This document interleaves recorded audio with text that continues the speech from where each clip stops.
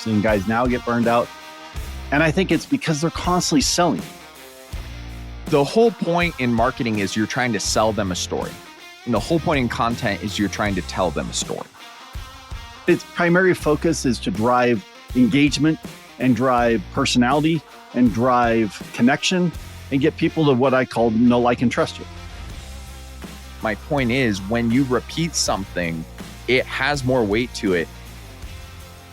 Welcome to Marketing from the Edge podcast. I'm Cody Alexander. I've directly generated over $200 million in net revenue over the last 5 years through innovative marketing and a numbers-first strategy. Joined with me is my dad. John Alexander has become the go-to expert in the direct marketing field, generating over $1.5 billion in revenue over the last 5 years. Sought by both board of directors and nine-figure businesses, he is an owner/founder of Centurion Publishing and is on the journey of growing this brand new business from 0 to 100 million in annual revenue. Today, my dad finally speaks out against one of the deadly sins of marketing. We believe that strong marketing is about providing value to your customers. There's a lazy way to get results, though, and the hidden cost of that is an erosion of trust and death by 1,000 cuts over time. There's a better way to do it. If you want to avoid committing one of the deadly sins of marketing and instead have a strong foundation that will serve your business for years, turn your volume up and buckle up. All right, today we're going to cover content versus marketing. You know, it seems very obvious on its surface, but I got this wrong a lot. I think a lot of people get this wrong. I think a lot of people think they're doing content-driven stuff, and they're really just doing marketing disguised as content, right? They're not doing the other direction. So you and I have some unique perspectives on this. And so we're just going to go back and forth and kind of hammer this subject out a little bit and give our takes and our thoughts on content versus marketing.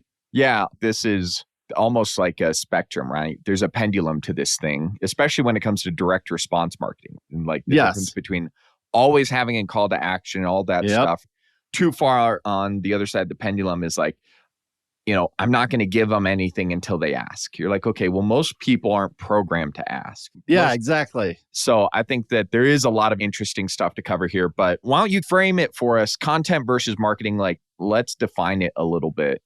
Sure. So if I go all the way back to the beginning, right? I thought I was doing content-driven marketing, right? You know, share your personality, share this, share that.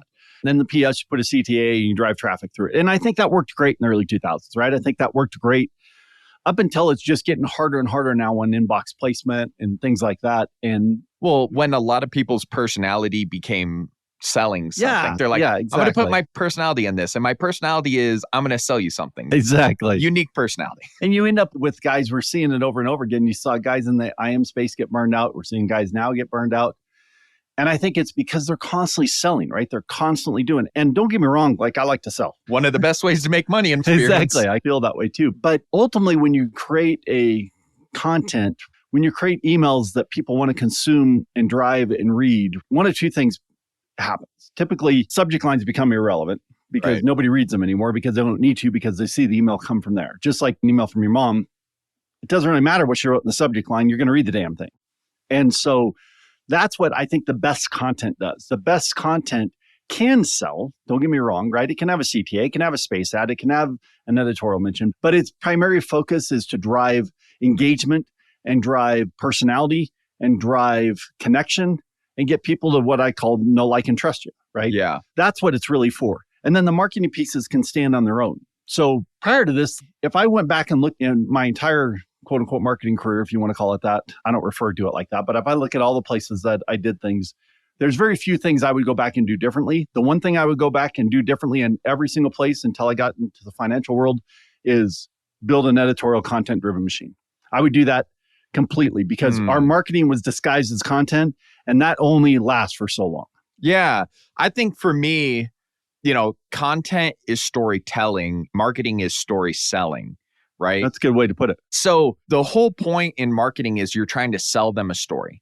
And the whole point in content is you're trying to tell them a story. You need both. Don't get me wrong. I'm not saying like, oh, one looks good, one doesn't, whatever. Right? You need both.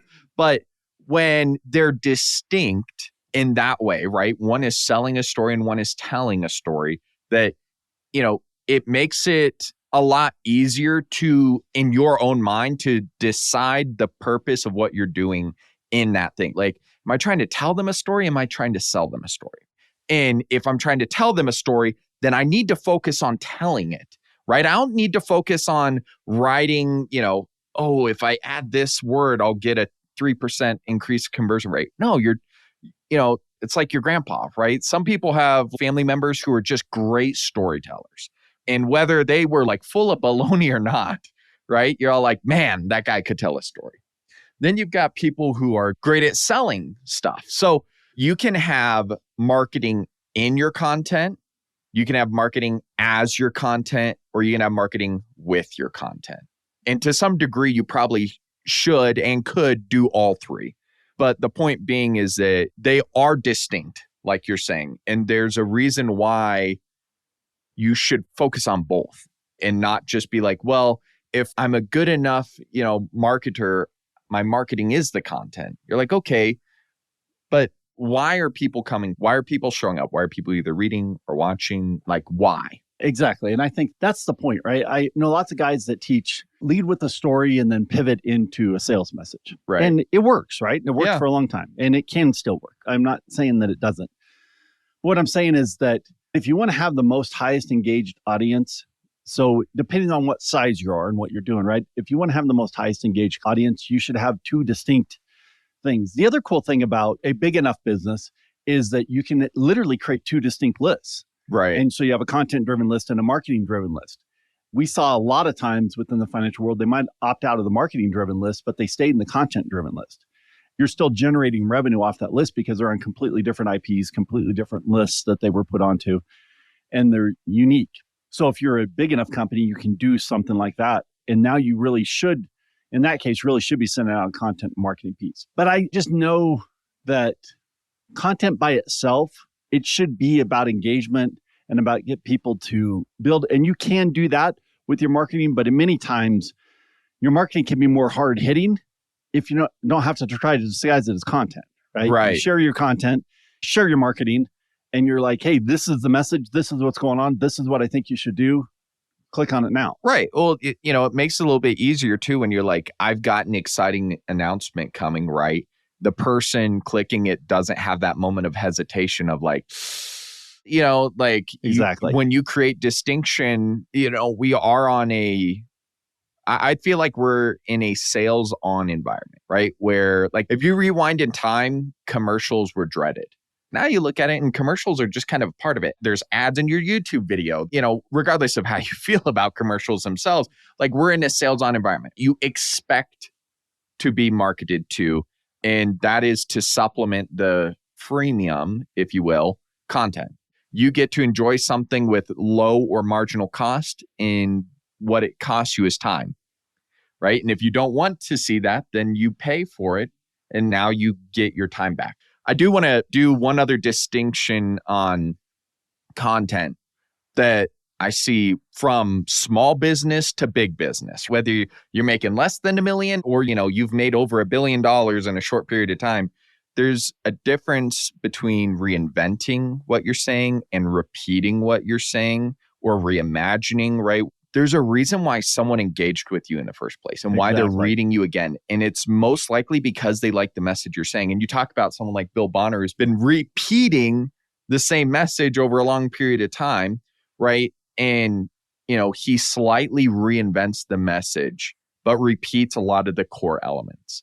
And if you can find that balance where you're not saying the same thing exactly the same way over and over, but you are repeating the things that people have already nodded their head to before and said, I like that. I want to hear more of that, and then you reinvent some of the other components, people will listen to you for extended durations, longer than someone who's just trying to constantly reimagine, right? They're like, exactly. now I'm going to be this guy, or now I need to talk about this, or now whatever. People have already said yes and nod their head that they are interested in X, right? So why are you going to go to Q?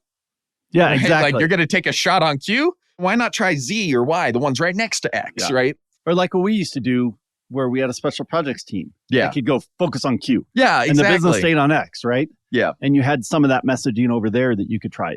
This could go so many different directions on content versus marketing. But let me pull it back to the Bill Bonner point that you made earlier. I think One thing Bill's understood over the year is engagement, right? He's understood, like he writes to people. He's not trying to convert anybody. He's not trying to convince anybody. Yeah. He's just sharing his viewpoint and thoughts, and those that resonate with it, stick with him, and those that don't.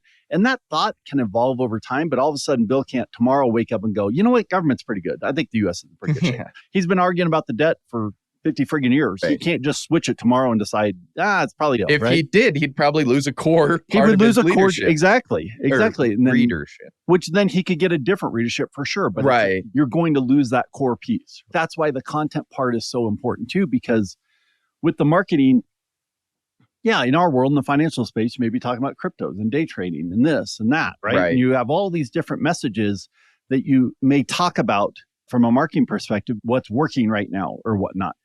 But you can stay true to yourself in the content-driven thing and engage those audience through content and get them to continue to engage with you, regardless of the marketing message that now has come out on, crypto's hot or trading's hot. Or right now, AI is hot, right?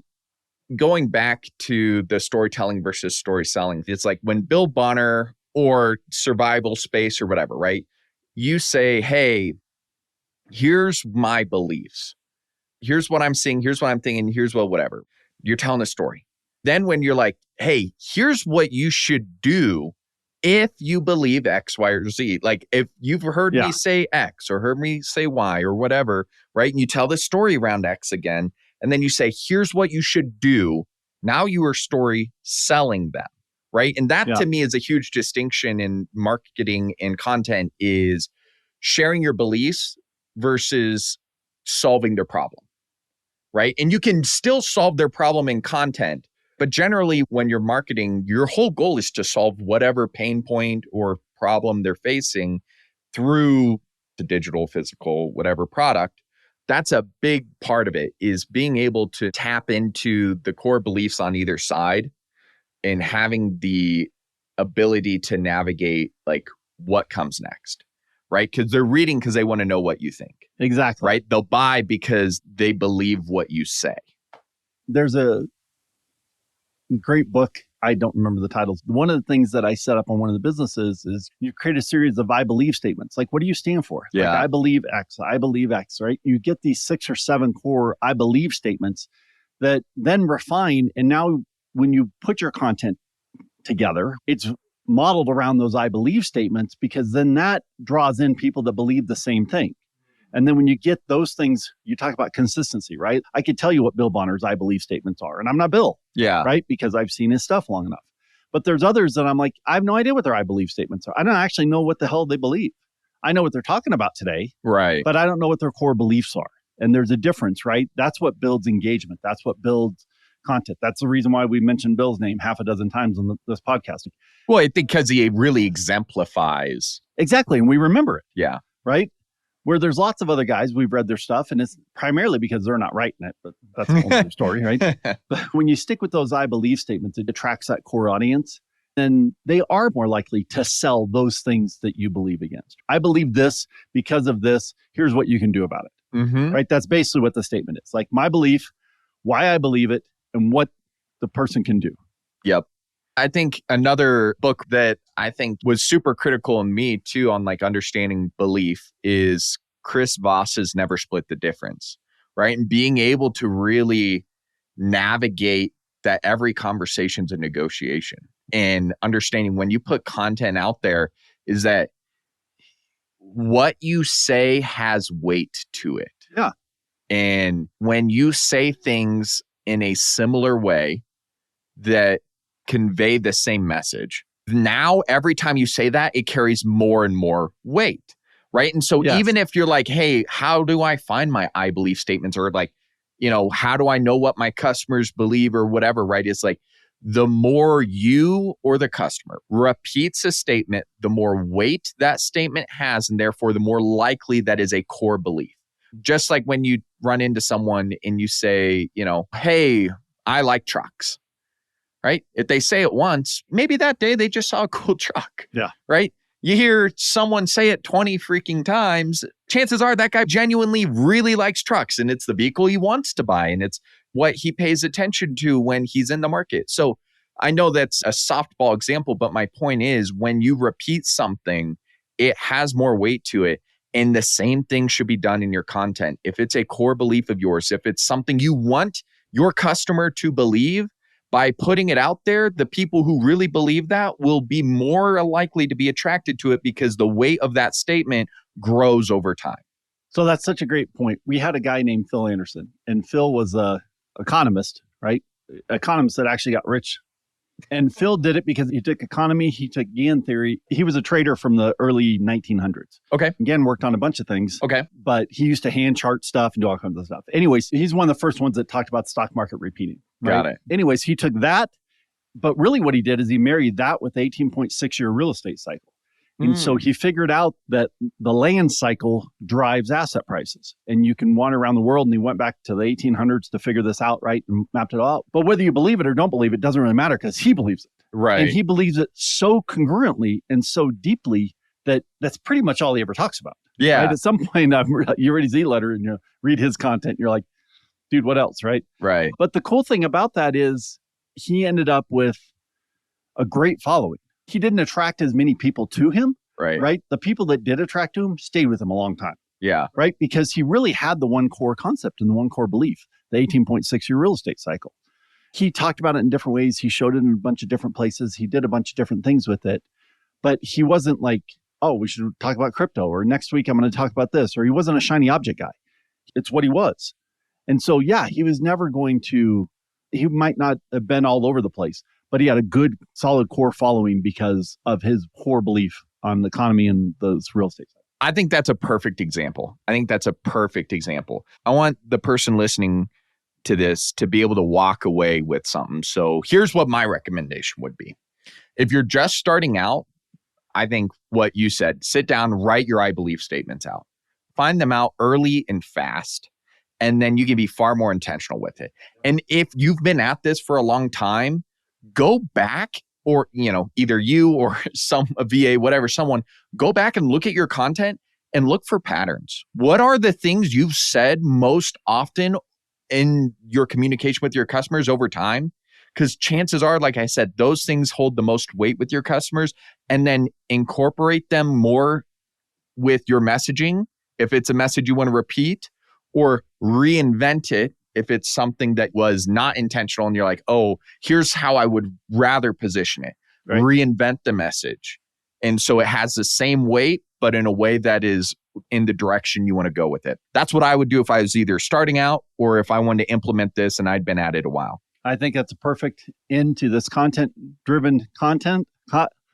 Content-driven content. You heard it here first. Content-driven podcast, right? Like, I think that's a great way to follow up, give somebody actionable that they can take and go through. And I would just challenge you, if you add content into your mix, right? Even if right now you're sending out a marketing message every day, say you're writing a marketing message every single day, just decide, hey, 2 days a week, I'm just going to send a content-driven message that's its whole goal, right? Maybe it has a PS in the bottom that does something, right? But really, ultimately, its whole goal is just get people to know, like, and trust you more, right? Engage with you more, understand what they're doing. Do that a couple days a week, and you'd be surprised what a difference it makes. Awesome. We'll see you next week. Yep. See you next week. You've been listening to Marketing from the Edge podcast. If you want to hear more of our thoughts every week, visit marketingedgepod.com. We'll share more of our very best lessons, thoughts, strategies for growing a business, as well as some personal stories here from the edge of the world. Invest a couple minutes of your morning and we'll give you the blueprint to growing your business from where it's at today to where you want it to be. That's marketingedgepod.com. If you want to reach out to us directly, feel free to email Cody at marketingedgepod.com and you might get a surprise bonus.